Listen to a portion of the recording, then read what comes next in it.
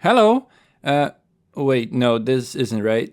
Hey, and welcome to a new video on the channel where this week we are gonna talk about a horror game. I've been wanting to talk about different stuff for a while now, and I'm still figuring out what I should make a playthrough of. Link for the second channel in the description. And what games I should make videos talking about it. For today, I decided to talk about The Suffering. Honestly, I'm not sure how I found this game. I thought I played the demo of it on the PS2 disc for Need for Speed Most Wanted, but after checking it out, the only demo in it is From Russia with Love, which has absolutely nothing to do with it. I do remember playing a demo for a game that, at least I thought it was it, where you would be controlling a machine gun in the middle of a room while a monster fell down from the ceiling or something. If you have any idea of which game that is, let me know, because it is also not The Suffering. Oh, one thing to keep in mind if you're gonna watch this video, the game contains a chunk of touchy topics like racism, slavery, police brutality, and even some other subjects that people might not be comfortable with. If you're one of those people, I would advise you not to watch this one and wait until next week's video, as I will mention those things in this video.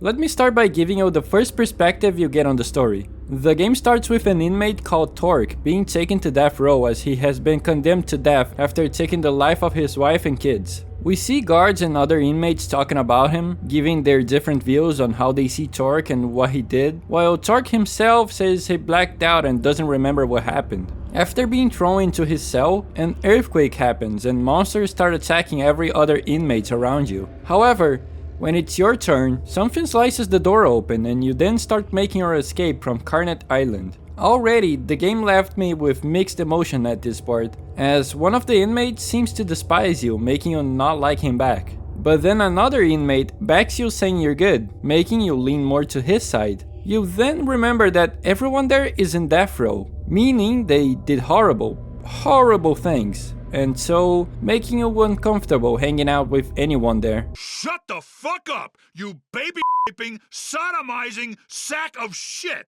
I was just asking the man a question, Goose. Which, honestly, isn't a problem, since Those who trespass against...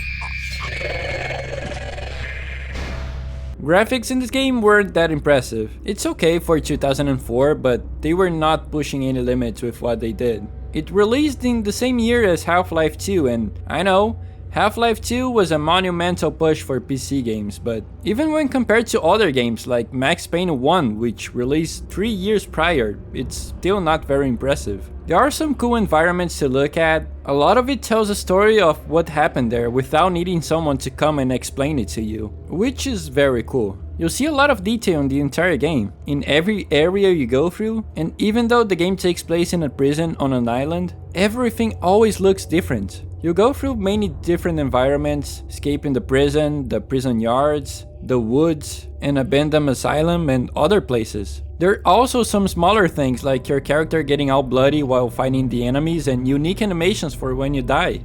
So, for example, if this monster shoots you when you're at low health, it will finish you with a unique animation for it. It's pretty cool to see and proof that you don't need DLC for such simple things. Back to the story, if you ever heard that Christmas story about Scrooge and the three ghosts of Christmas, this is basically it, but in a very effed up way. Throughout the game, we learn about the existence of three ghosts. Dr. Killjoy, a man who worked at the asylum in the years 1900 and used horrific methods to deal with his patients, including things like lobotomy and electroshock treatments. He now lives through old projectors that seem to change reality around us. He spends his part of the game promising us a cure for our illness, without explicitly saying what it is. He represents the past. Horus Gage, a second-timer on Carnet Island. He was sent there for an alleged assault charge, and ended up becoming paranoid while in the island, worrying to what would happen to his wife if he wasn't there to protect her. After getting to see her again, still with the same thought in his head, he decided to take his wife's life so no one could ever hurt her again. He was sentenced to death in the electric chair, and now is forever punished by electric shocks. Horus represents the present. Hermes Hate. He used to be an executioner on the island, being very keen to use gas on the inmates to put them down. So keen, in fact, that he decided to try it on himself, and ended up like we see him now. Hermes is easily the most evil of the ghosts, which also made me notice how the game was gonna work. This ghost represents the future. Now, don't take this as a fact, as I'm only gathering the knowledge I can and making assumptions on things that aren't explicitly said.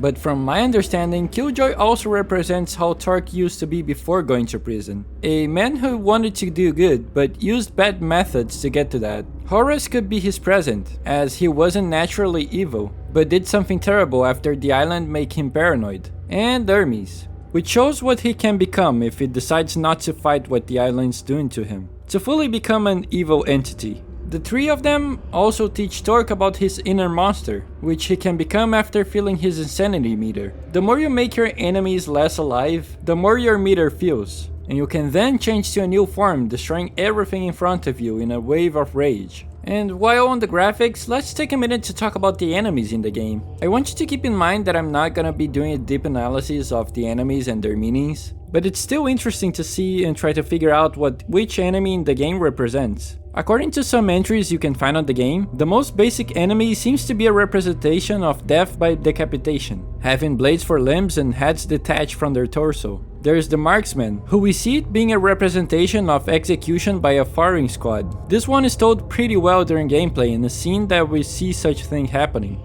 Fester, who is a representation of slave traders, being forced to live the same fate that they forced on slaves over and over again. Their bodies filled with rats that will attack you after you defeat one of them. I'm not gonna talk about all of them, as I don't wanna ruin the fun if you plan on playing this game, but I'll have to talk about one more later in the video. The gameplay here is actually not bad. If you enjoyed third-person shooters from the 2000s era, you'll feel right at home here. It reminds me a lot of the original Max Payne without the slow motion shooting. You can roll to dodge enemies, use guns and melee weapons, and again, become a monster to deal with enemies faster. They also tried to add a first person mode to the game, but in my opinion, it just isn't very good. You can't make combos with melee weapons while in first person, you can't roll to avoid attacks, and it's overall just not very good to play. However, everything else is pretty good. Besides a few places that you can get stuck, the game didn't have a lot of bugs. But holy crap, make sure you save every 5 minutes, because sometimes it just decides to crash, and when it does, it's gonna do it again and again and again. It can be pretty annoying. But I guess this is a problem with the PC port, as I noticed people online talking about the GOG port specifically having problems with textures, which I also had. Oh, I wish I could tell you more about the music in this game, but sadly I even forgot it was a thing. I tried paying attention to it and listening to see if I could find anything out of the ordinary going on, but it's mostly ambient sounds and not a lot of music. Don't get me wrong, it fits the horror theme of the game, where most of the time you're just walking in silence and hearing screams in the distance. But it would be nice to have something at least during the boss fights. Oh, let's also take a second to talk about the things I disliked about the game. Remember, the game came out in 2004, and this is easily one of the crappiest menus I've seen in my life. A low resolution image with an old projector overlay on top of it. That's it. The menu could set the mood for a horror game before you even got into the game, but instead, it just made me go like, oh, this game's gonna suck. Saves. The game has checkpoints, but they are so scarce that you're better off acting like they don't exist. I lost count on how many times I forgot to save thinking the game had my back, just to die and lose an hour of progress because I didn't manually save myself. But then it happened that I was escorting this guy throughout the yard and accidentally let him die. So I thought, oh, it's okay, I'll just reload my save. And guess what? The game saved after he died. No joke. The AI also isn't very smart. Again, there are escorting missions in this game, which I'll talk about in a second, but holy crap, they do their best not to stay alive during it. Many times I was escorting people throughout the game and they simply ran into the gunfire ahead, like they were trying their best to die. It can be pretty annoying, especially because there are choices in this game. Throughout the game, you'll fight different people. The first one being a cop telling you to freeze and not move, talking down on you, and the game gives you one of 3 choices. You can shoot him, ignore him, or you can try to work with him and see where it takes you. Those choices are always evil, neutral, and good. and depending on how you do in the game, you'll get a different ending. One thing I didn't mention so far is that your wife and kids also follow you throughout the game, along with more voices in your head. Every time you meet someone, you get your wife's voice trying to reason with you, and another one wanting you to do your worst to whoever you see in front of you. Keep in mind now, there are gonna be heavy spoilers for the ending of the game, so if you don't wanna hear it, cover your ears and close your eyes until it's over. You fight a final boss that is a giant monster that seems to be connected to Torque, which represents his anger. You use something Dr. Killjoy made called the Rebirth Machine to destroy the monster and overcome your anger, and you then move on to different endings in the game. The choices you make during gameplay will decide if Torque indeed killed his wife or not. In the evil ending, he did everything people say he did, and in the end, he succumbs to the island and becomes the monster everyone said he was, destroying the only way he could escape. The neutral ending is... well... After a fight with his wife, Torque accidentally kills her. His older son sees it and runs to the bathroom to drown his little brother before jumping out the window. Probably the most effed up if you ask me. In the good ending, you discover that your house was broken into by goons who say they were sent by who they called Colonel, and how he warned Torque back in Eastern. They were told to only let Torque alive and leave him to die in prison. I don't think they explain anything more than this, but after that, a boat comes to the rescue and the guy recognizes Torque, saying he probably get a new trial after his prosecutor got induced. After that, the game ends and the credits roll.